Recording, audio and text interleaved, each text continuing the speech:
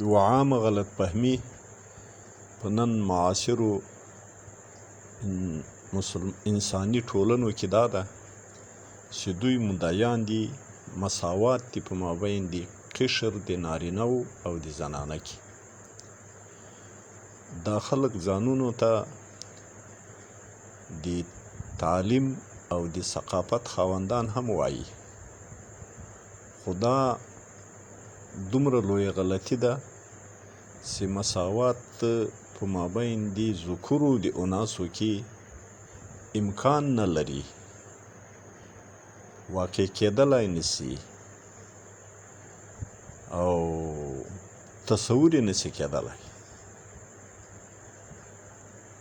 دا صحیح ده چې په مابین د ذکورو د اناسو کې عدالت و اعتدال رعایت شي، خو مساوات ممکن نه ده او عدالت و اعتدال فرض ده.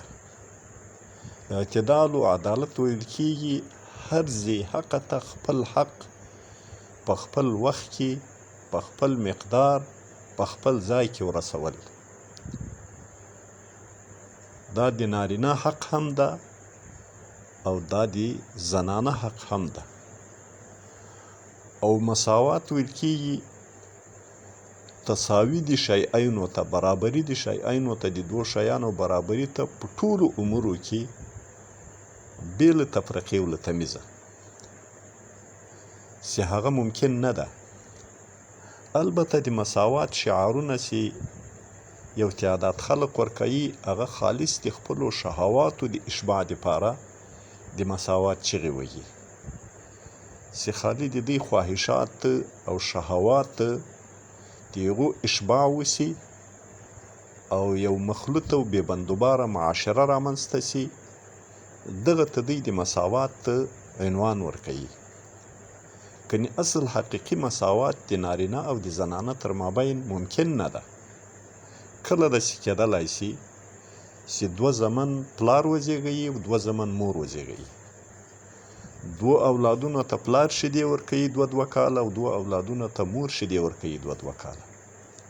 الله د دې دوو قسمونو د انسانانو، د دې دوو نوعو د انسانانو، د دوو صنفینو د انسانانو چې ذکورو اناس دي په خلقت کې تغییر کړی ده، په حلیه کې تغییر ده، په اعضاو کې تغییر ده، په عواطفو کې تغییر ده، په وظایفو کې تغییر ده او په مسؤلیتونو کې فرق ده، تفاوت ده. نو د مساوات شعار نه واقعي ده، نه انساني ده، نه عقلي ده او نه شرعي ده.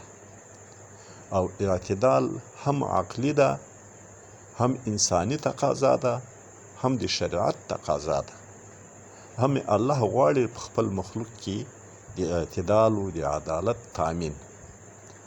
نو اعتدال یو شی ده او مساوات بل شی ده. مځکو اسمان تر مابین تفاوت لري. الله دې موږ ته په دې حقایقو باندې صحیح پوه او صحیح درک. د نړۍ هر غافل په اذان ویښوم، زه بلال خو به ولې جهان ویښوم، زه بلال خو به ولې جهان ویښوم.